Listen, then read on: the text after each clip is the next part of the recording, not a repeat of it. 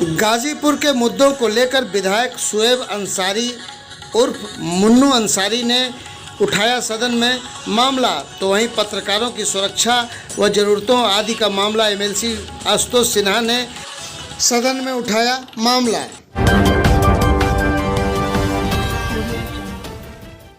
मैं आपका धन्यवाद देता हूँ। बहुत बढ़िया भैया। माननीय अध्यक्ष जी, आपने मुझे महामहिम राज्यपाल जी के अभिभाषण पे बोलने का मौका दिया, उसके लिए आपको धन्यवाद। मोहम्मदाबाद की सम्मानित जनता ने मुझे यहाँ जिता के भेजा है।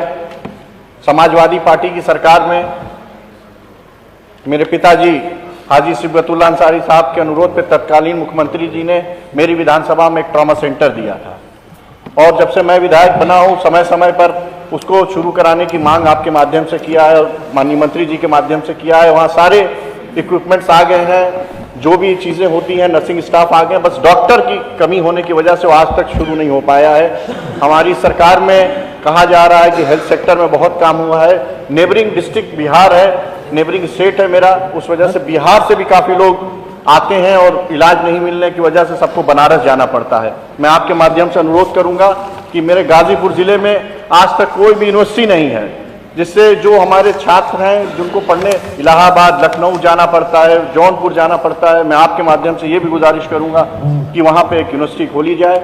जो भी एक मानक क्राइटेरिया होती है यूनिवर्सिटी ओपन करने के लिए, उससे ज़्यादा वहाँ पे कॉलेजेस ऑलरेडी हो चुके हैं, और लड़कों को जॉब भी आसानी से फिर मिलेगी अगर वो यहाँ पढ़ पाएंगे।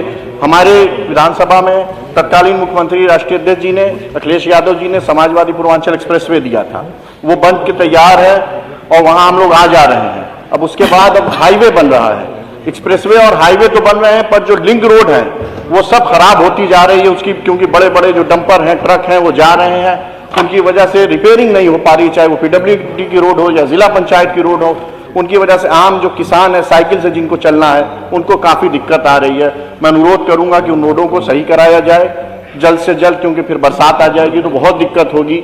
वहाँ अंडरपास की समस्या है, कई जगह है, वहाँ किसान धरने पे बैठे हुए हैं ताकि जो लिंक रोड है वहाँ उसको बंद करके 3 किलोमीटर दूर से दिया जा रहा है। काफ़ी लोगों को दिक्कत आ रही है। अभी गर्मी का दिन शुरू होने वाला है, फिर से बिजली की समस्या आने लगेगी, क्योंकि ट्रांसफार्मर जब जलने लगते हैं, ट्रांसफार्मर जलने के बाद फिर ट्रांसफार्मर को दोबारा ले आना बड़ा मुश्किल है। क्षमता वृद्धि हो नहीं रही है ट्रांसफार्मरों की, उसकी वजह से सब 8-10 साल पुराने ट्रांसफार्मर्स हैं, लोड ज़्यादा बढ़ गया है, कनेक्शन बढ़ गए हैं। अब मैं आपके माध्यम से अनुरोध करूंगा कि वहाँ ट्रांसफार्मर की भी क्षमता वृद्धि कराई जाए। हमारी विधानसभा में मैंने हर बार मांग की है कि एक स्टेडियम की बहुत आवश्यकता है। मैंने बजट में भी पढ़ा है, आज की हर ब्लॉक में स्टेडियम दिया जा रहा है। अगर स्टेडियम हो जाएगा तो जो हमारे नौजवान हैं, जो उस क्षेत्र के रहने वाले हैं, जो मेहनती हैं, उनको थोड़ा हुनर उनका और निखर के आएगा। मेरे यहाँ एक बहुत एशिया की सबसे फेमस मंडी है, पतलगंगा मंडी कहा जाता है, वहाँ से बहुत ज़्यादा सब्जियाँ एक्सपोर्ट होती हैं, इस टाइम भी होती हैं।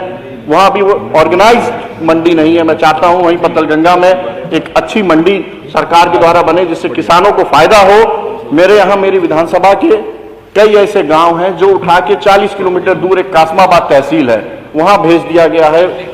5 किलोमीटर के दूर के जो विलेज है मोहम्मदाबाद तहसील के, वहां के ग्रामीणों को 30 किलोमीटर दूर 40 किलोमीटर जाना पड़ता है।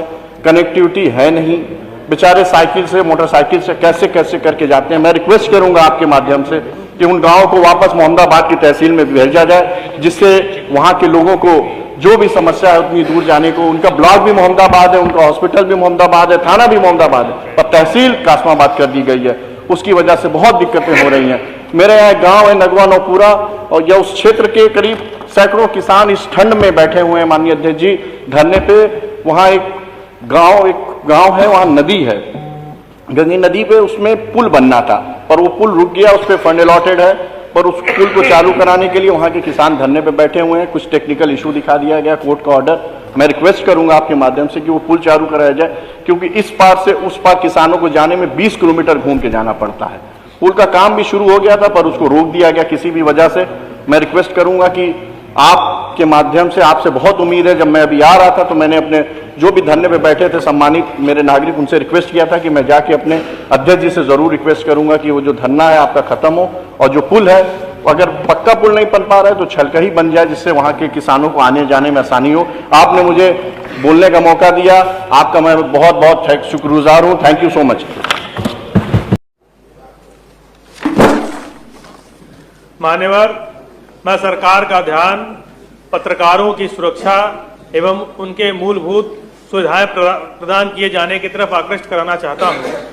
पत्रकारों द्वारा सरकारी तंत्र में व्याप्त भ्रष्टाचार एवं अराजक तत्वों के विरुद्ध खबरों को उजागर करने में उन्हें निरंतर धमकियां मिलती रहती हैं और उनके साथ मारपीट एवं अन्य दुर्घटनाएं भी होती हैं, जिससे इन कलमकारों की जान गंवाने का भी कई बार ऐसा होता है।